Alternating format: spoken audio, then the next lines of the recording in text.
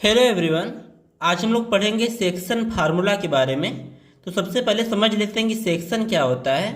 तो जैसे हम लोग डिस्टेंस फार्मूला में पढ़े थे, दो पॉइंट अगर हैं पी और क्यू, तो इनके बीच का जो डिस्टेंस हम लोग निकालते थे, यानी ये वाली जो लेंथ है, इसके लिए हम लोग डिस्टेंस फार्मूला का यूज करते थे। और जो पॉइंट पी होता था उसको हम लोग x1 y1 मानते थे, और जो दूसरा पॉइंट Q होता था उसको हम लोग क्या मानते थे, x2 y2। अब यहाँ पे हमें सेक्शन की बात करना है, यानी ये जो लाइन सेगमेंट है इसको दो पार्ट्स में डिवाइड करेंगे। यहाँ पे हम मान लीजिए हम लोग यहाँ से एक सेक्शन ले लेते हैं, तो ये सेक्शन क्या कर रहा है, इस लाइन सेगमेंट को दो पार्ट्स में डिवाइड कर दे रहा है।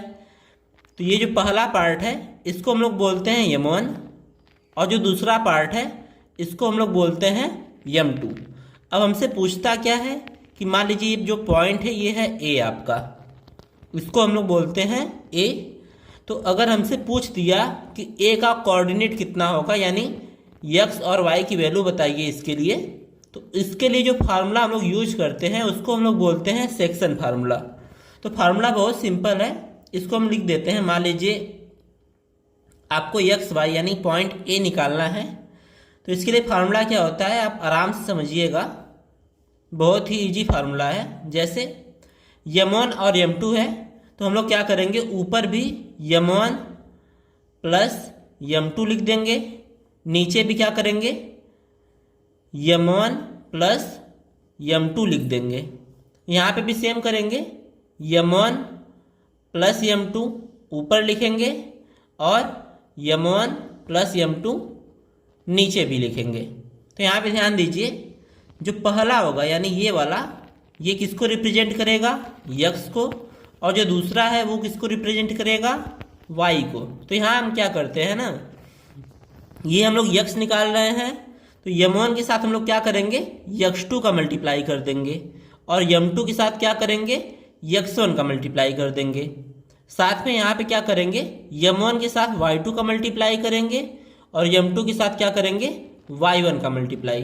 तो ये फार्मूला का यूज करके हम लोग जो पॉइंट है उसके कोऑर्डिनेट्स निकाल सकते हैं। इसको एक बार और लिख देते हैं हम। जैसे आपको क्या करना है, m1 प्लस m2 ऊपर भी लिखना है और m1 प्लस m2 नीचे भी लिखना है।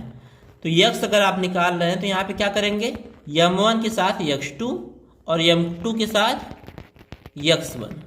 सिंपल। अगर y निकालना पड़े तब क्या करेंगे आप, m1 के साथ y2 और m2 के साथ y1, और नीचे भी क्या रहेगा, m1 प्लस m2।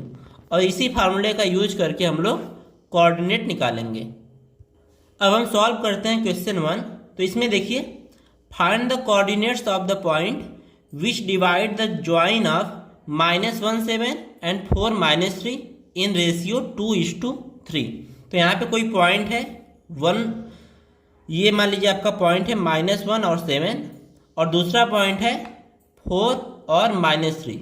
इसका जो ज्वाइन है, मान लीजिए इसको हम लोग ज्वाइन कर दिए दोनों पॉइंट को, इसके ज्वाइन को 2:3 रेशियो में डिवाइड कर रहा है, यानी इसका 2 पार्ट इधर है और 3 पार्ट इधर है।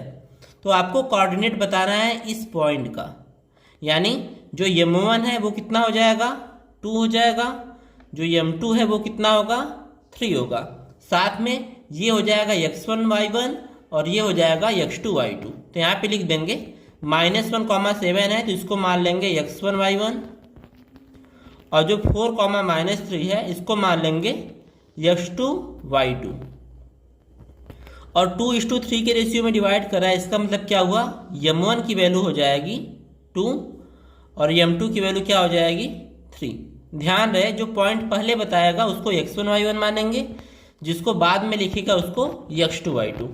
तो यहाँ पे हम लोग फार्मूला लिख लेते हैं, बाय यूजिंग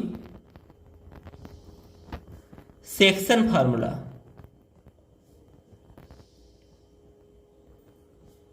फार्मूला एकदम इजी है।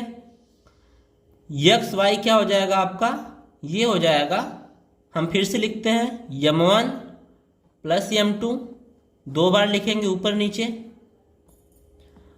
और y के लिए भी सेम करेंगे, m1 plus m2। Upon m1 plus m2। अब यहाँ पे ध्यान देंगे, m1 के साथ लगाएंगे x2 और m2 के साथ x1, ऐसे ही m1 के साथ y2 और m2 के साथ y1। अब फार्मूले में हम लोग कुछ नहीं करेंगे, वैल्यू पुट करेंगे। m1 की वैल्यू कितनी है 2, तो यहाँ पे लिखेंगे 2 इंटू x2 की वैल्यू कितनी है 4, फिर प्लस लगाएंगे। m2 की वैल्यू कितनी है 3 इंटू x1 की वैल्यू कितनी है -1 अपॉन में m1 प्लस m2 यानी 2 प्लस 3। यहाँ पे भी सेम करेंगे, m1 की वैल्यू है 2 इंटू y2 की वैल्यू कितनी है -3 प्लस m2 की वैल्यू है 3 इंटू y1 की वैल्यू कितनी है 7 अपॉन में m1 प्लस m2 यानी 2 प्लस 3। अब हम इसको सॉल्व करेंगे और x y की वैल्यू आ जाएगी। तो इसको सॉल्व करते हैं, 2 4 जा 8 और यहाँ पे देखिए 3 का मल्टीप्लाई अगर -1 में करेंगे तो क्या होगा -3 अपॉन में 3 + 2 कितना हो जाएगा 5। उसके बाद 2 3 जा -6 हो जाएगा प्लस 7 3 जा 21 अपॉन 3 2 जा कितना होता है 5। इसको सॉल्व करते हैं, 8 - 3 करेंगे तो 5 और नीचे भी 5। उसके बाद 21 में से 6 को माइनस किए तो कितना आ जाएगा 15 और नीचे कितना है 5। अब इसको सॉल्व कर लेंगे, 5 से 5 कैंसिल होगा तो कितना आ जाएगा 1 और यहाँ पे 5 3 जा कितना होता है 15, यानी जो कोऑर्डिनेट होगा x y उसकी वैल्यू कितनी हो जाएगी 1, 3।